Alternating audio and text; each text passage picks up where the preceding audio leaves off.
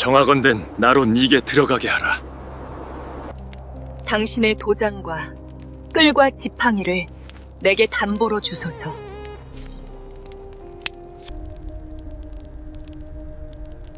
이 도장과 지팡이의 주인이 내 아이의 아버지입니다.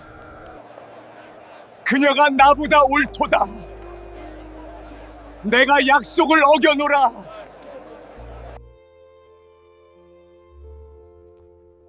하나님의 은혜가 우리 가문을 살리셨습니다. 성경 역사상 가장 다목스럽고도 경이로운 한 여인의 이야기를 시작합니다. 만약 어떤 여자가 자신의 신분을 철저히 숨긴 채 변장을 하고 자기 시아버지를 유혹해서 하룻밤을 보냈다면 여러분은 그 여자를 뭐라고 부르시겠습니까? 아마도 도덕적으로 완전히 끝장난 인간이라며 손가락질할 것이고 가문의 수치라고 비난하며 그 이름조차 입에 올리기를 꺼릴 것입니다. 하지만 성경은 이 여자에 대해 우리의 상식을 완전히 뒤엎는 충격적인 판결을 내립니다. 그녀가 나보다 옳다. 하나님은 사람들의 차가운 비만과 조롱 속에 홀로 서 있는 그녀를 향해 오히려 의롭다고 선언하십니다. 더 놀라운 사실은 만왕의 왕이신 예수 그리스도의 거룩하고 찬란한 계보에 그녀의 이름이 당당히 기록되었다는 점입니다. 남성 중심의 삭막하고 딱딱하며 권위적인 족보 속에서 유독 별처럼 빛나는 이름, 바로 다말입니다. 도대체 이 여인에게 어떤 절박하고도 기막힌 사연이 있길래 성경은 이토록 파격적인 평가를 내리는 것일까요? 오늘 우리는 성경이 침묵한 그 깊은 빈 공간을 낱낱이 파헤쳐 보고자 합니다. 이 이야기가 끝날 때쯤 여러분이 알던 성경의 세계는 완전히 뒤집히고 그 속에 감춰진 하나님의 지독하고도 끈질긴 은혜를 발견하게 될 것입니다. 우리는 먼저 유다라는 인물의 민낯과 그가 겪었던 영혼의 처참한 붕괴를 정면으로 응시해야 합니다. 창세기 38장은 요셉이 이집트로 팔려가는 긴박하고 긴장감 넘치는 상황 사이에 뜬금없이 끼어들어 있습니다. 하지만 이것은 단순한 삽입이 아니라 유다라는 한 남자가 얼마나 깊은 영적 밑바닥까지 추락할 수 있는지를 보여주는 정교한 문학적 장치입니다. 실제로 창세기 37장에서 요셉이 형들의 시기와 질투로 인해 이집트로 팔려가던 그 긴박하고 긴장감 넘치는 순간, 독자들이 요셉의 운명을 숨죽이며 궁금해할 바로 그때 성경은 돌연 요셉의 행방에 대해 침묵합니다. 그리고 장면은 급변하여 요셉은 온데간데 없고 형 유다의 이야기가 뜬금없이 그리고 아주 길게 이어집니다. 39장에 이르러서야 다시 요셉이 이끌려 애굽에 내려가매 라며 37장의 마지막 장면과 연결되죠. 성경 저자가 흐름을 끊으면서까지 유다의 이야기를 여기에 넣은 데에는 아주 중요한 문학적, 영적 의도가 숨어 있습니다. 그것은 바로 야라드 내려감의 철저한 대비입니다. 요셉은 비록 이집트로 내려가 고난을 겪으면서도 하나님과 동행하며 영적으로 성장하지만 유다는 형제들을 떠나 가나안으로 내려가 영적 밑바닥을 경험합니다. 겉보기에는 요셉 이야기의 흐름을 방해하는 삽입 같지만 사실은 유다의 타락과 회개를 요셉의 고난과 대비시켜 보여주려는 고도로 계산된 연출인 셈입니다. 이 장치는 비정한 유다를 회개케 하고 훗날 메시아의 계보를 보존하는 변화의 핵심 고리가 됩니다. 유다는 자신의 친동생 요셉을 은 20에 이방인들에게 팔아넘긴 비정한 주동자였습니다. 형제를 돈으로 바꾼 남자, 아버지 야곱의 찢어지는 듯한 통곡 소리를 뒤로하고 그는 가슴을 짓누르는 죄책감을 견디지 못해 형제들의 공동체를 떠나 고립을 자초합니다. 성경은 이를 아주 서늘하게 기록합니다. 유다가 자기 형제들에게서 내려가서 아둘람 사람 히라와 가까이 하니라. 여기서 내려가다라는 단어인 히브리어 야라드는 단순히 높은 곳에서 낮은 곳으로 이동하는 지리적 변화만을 의미하지 않습니다. 그것은 신앙의 중심지이자 하나님의 약속이 살아 숨쉬는 곳에서 멀어지는 영적 타락과 하락을 의미하는 비밀스러운 코드입니다. 그는 아버지 야곱의 거룩한 언약 가정을 떠나 가나안 여인과 결혼합니다. 아브라함과 이삭과 야곱이 목숨보다 귀하게 여기며 때를 이어지켰던 신앙의 순수성을 한순간의 육체적 욕망과 타협하여 날려버린 것입니다. 그는 가나안 땅의 거친 풍습에 젖어 살며 세 아들을 낳습니다. 엘, 오난, 그리고 셀라입니다. 유다는 자신의 과거를 잊고 죄책감을 덮기 위해 이방의 문화에 동화되었고 그 결과 그의 가문에는 보이지 않는 어둠의 그림자가 짙게 깔리기 시작했습니다. 첫째 아들 엘의 아내로 데려온 여인이 바로 다말입니다. 비극은 여기서부터 본격적으로 시작됩니다. 성경은 짧지만 심장을 찌르는 듯한 강렬한 문장으로 기록합니다. 유다의 장자 엘이 여호와 보시기에 악함으로 여호와께서 그를 죽이신지라. 다말은 신혼의 단꿈이 채 깨지기도 전에 차가운 과부가 되었습니다. 고대 근동사회에서 과부는 단순한 슬픔을 넘어 법적 보호도 경제적 기반도 없는 사회적 유령과 같은 존재였습니다. 그녀의 유일한 생존 희망은 계대 결혼 제도였습니다. 형이 자식 없이 죽으면 동생이 형수와 결혼하여 형의 가문을 이어주는 이 제도는 당시 가문의 기업을 보존하기 위한 신성한 의무이자 사랑의 실천이었습니다. 둘째 오난이 형의 빈자리를 대신하기 위해 나섭니다. 하지만 오난은 너무나 잔인하고 계산적이며 이기적인 인물이었습니다. 그는 형수에게서 태어날 아이가 자신의 상속 재산을 축낼 것을 치밀하게 계산했습니다. 그는 잠자리는 하되 임신은 철저히 거부하며 생명의 씨를 땅에 무참히 쏟아버렸습니다. 쾌락은 취하되 책임은 교묘히 회피하는 비겁한 행동에 하나님은 분노하셨고 결국 오난도 형과 같은 죽음의 길을 걷게 됩니다. 졸지에 두 아들을 잃은 유다는 공포와 미신적인 두려움에 떨기 시작합니다. 그는 자신의 숨겨진 죄나 아들들의 악함은 보지 못한 채 며느리 다말을 탓하기 시작합니다. 저 며느리는 사람 잡아먹는 저주받은 여자다. 내 셋째 아들 셀라도 저 여자와 결혼하면 죽을지 모른다. 유다는 다말에게 비겁하고 거짓된 약속을 던집니다. 셋째 셀라가 아직 어리니 너는 친정에 가서 기다려라. 셀라가 장성하면 내가 너를 반드시 불러주마. 하지만 유다의 마음속에는 셀라를 다말에게 줄 생각이 추호도 없었습니다. 다말은 시아버지의 거짓 약속을 철석같이 믿고 친정에서 수복을 입은 채 1년, 2년, 그리고 수많은 세월을 고통스럽게 기다립니다. 그녀의 아름다운 청춘은 차가운 과부복 속에서 소리 없이 시들어갔고 마을 사람들의 비웃음 섞인 수군거림은 그녀의 영혼을 갉아먹었습니다.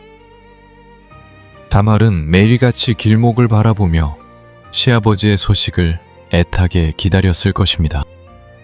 하지만 들려오는 소식은 없었고 셀라가 이미 장성하여 장가갈 나이가 되었다는 소문만 무성할 뿐이었습니다. 다말은 마침내 깨달았습니다. 나는 철저히 버려졌구나. 유다 가문의 언약은 나에게는 영원히 닫힌 문이구나. 다말의 고통은 단순한 외로움이 아니었습니다. 그것은 하나님의 약속이 자신의 삶에서 끊어져 나가는 것에 대한 영적인 공포였습니다. 그녀는 가나안 여인이었지만 야곱의 가문에 흐르는 그 신비로운 축복의 물줄기를 누구보다 갈망했습니다. 유다가 아들들의 죽음을 보며 두려워 도망칠 때 다말은 오히려 그 죽음의 가문 속에 머물며 생명의 씨앗을 기다렸습니다. 그녀의 친정집 담벼락 너머로 비치는 저녁 노을은 매일같이 그녀에게 물었을 것입니다. 너는 왜 아무 소망 없는 그 가문을 기다리느냐? 그러나 다말의 영혼은 대답했습니다. 그곳에만 참된 생명이 있고 그곳에만 하나님의 언약이 있기 때문입니다. 유다는 다말을 잊었습니다. 그는 아내 수아의 딸이 죽자 슬픔을 잊기 위해 가나안 친구 히라와 함께 양털을 깎으러 딥나로 향했습니다. 그것은 축제의 현장이었지만 영적으로는 가장 깊은 어둠의 구덩이였습니다. 유다는 거기서 자신의 인생을 송두리째 뒤바꿀 운명의 여인을 만나게 될 줄은 꿈에도 몰랐습니다. 시간이 흘러 셀라가 장성했지만 유다는 끝내 소식이 없었습니다. 다말은 깨달았습니다. 기다림만으로는 하나님의 약속을 쟁취할 수 없다는 것을 말입니다. 그녀는 이제 수동적인 피해자의 자리를 박차고 일어나 거룩한 모험가로 변모합니다. 시아버지가 양털을 깎으러 딥나로 올라온다는 소식은 그녀에게 마지막 기회와 같았습니다. 다말은 과부의 옷을 과감하게 벗어던졌습니다. 그것은 단순히 의복을 바꾸는 것이 아니라 자신의 운명을 바꾸는 행위였습니다. 그녀는 너울로 얼굴을 가린 채 에나임 길목에 앉았습니다. 에나임은 두 눈의 샘이라는 뜻을 가집니다. 유다의 가려진 영안이 열리 운명의 장소였습니다. 유다는 길가에 앉은 너울 쓴 여인을 보고 가나안의 신전 창녀로 착각했습니다. 자신의 며느리라는 사실은 꿈에도 모른 채 유다는 욕망에 이끌려 그녀에게 들어갑니다. 다말은 이 순간을 위해 준비한 천재적인 요구를 합니다. 무엇을 담보로 주시겠습니까? 유다는 염소 새끼를 약속하지만 다말은 유다의 정체성 그 자체인 도장과 끈과 지팡이를 요구합니다. 이것들은 고대 근동에서 한 사람의 명예와 가문, 그리고 삶의 증거물들이었습니다. 욕망에 눈이 먼 유다는 자신의 모든 권위를 이름 모를 여인의 손에 넘겨주고 맙니다. 그는 자신이 누구인지도 잊은 채 며느리의 품속에서 가장 부끄러운 밤을 보냈습니다. 다말은 그 밤에 자신의 생명을 인태한 것이 아니라 하나님의 무너진 언약을 인태했습니다. 유다의 허리에서 나와야 할 그 거룩한 씨가 유다의 불신앙과 비겁함 때문에 막혀 있을 때 다말은 스스로 통로가 되기로 결정한 것입니다. 그녀는 그 증거물들을 가슴에 품고 다시 어둠 속으로 사라졌습니다. 그녀가 다시 과부의 옷을 입고 친정으로 돌아왔을 때 그녀의 가슴 속에는 유다의 도장과 지팡이가 묵직하게 자리 잡고 있었습니다. 그것은 유다의 죄의 증거인 동시에 다말의 믿음의 전리품이었습니다. 세상은 그녀를 창녀라 부를 준비를 하고 있었지만 하늘의 법정은 그녀를 향해 위대한 여전사라는 칭호를 준비하고 있었습니다. 유다는 나중에 염소 새끼를 보내려 했으나 그 여인을 찾을 수 없었습니다. 그는 오히려 자신이 창녀에게 속아 도장과 지팡이를 잃어버린 것을 부끄러워하며 사건을 덮으려 했습니다. 이것이 바로 가려진 인간의 모습입니다. 자신의 수치는 감추고 타인의 허물은 드러내려는 그 위선의 시작이었습니다. 석 달이라는 시간 동안 다말의 태중에서는 생명이 자라났습니다. 그것은 베레스와 세라라는 두 아들이었습니다.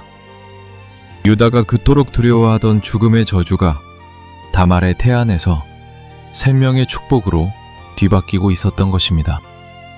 다말은 매 순간 하나님께 기도했을 것입니다. 이 생명이 유다 가문을 살리고 하나님의 약속을 증명하게 해달라고 말입니다. 석 달 후 드디어 사건이 터졌습니다.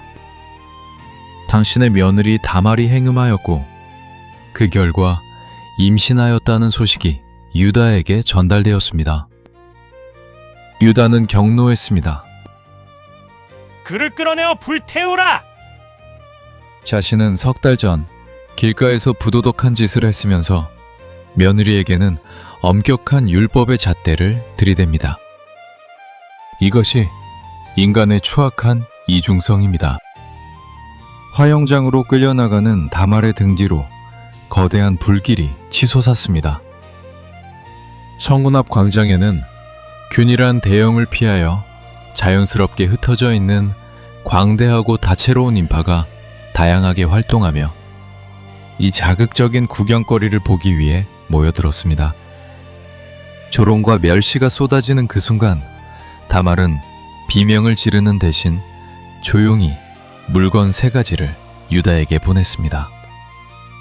도장과 끈과 지팡이, 그리고 말했습니다. 이 물건이 임자로 말미암아 임신하였나이다.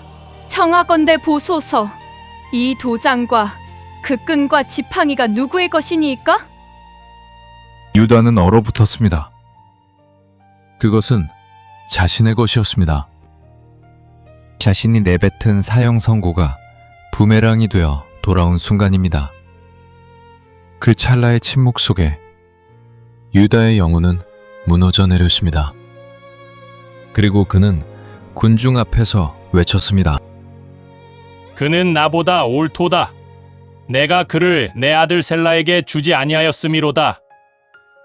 이 고백은 성경 역사상 가장 위대한 회개의 선언입니다. 유다는 자신의 수치를 감추지 않고 다말의 의로움을 높였습니다. 그는 비로소 자신이 얼마나 악한 시아버지였는지, 얼마나 비겁한 신앙인이었는지를 깨달았습니다.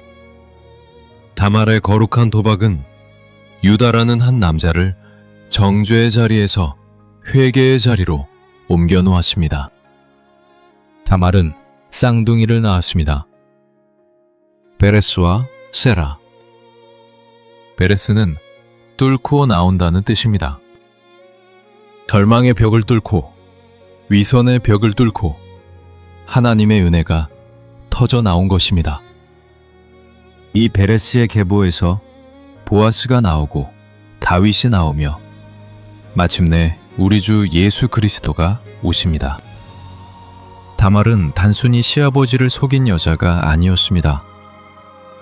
유다가 포기하고 아들들이 회피했던 언약의 씨를 지키기 위해 자신의 목숨을 걸고 거룩한 모험을 했던 신앙의 여인이었습니다. 유다는 이 사건 이후 완전히 다른 사람이 되었습니다. 훗날 이집트에서 동생 베냐민을 위해 자기 생명을 내놓는 희생의 사람으로 변했습니다. 다말 앞에서 무릎 꿇었던 그날의 회개가 유다 지파를 이스라엘을 장자로 만든 것입니다.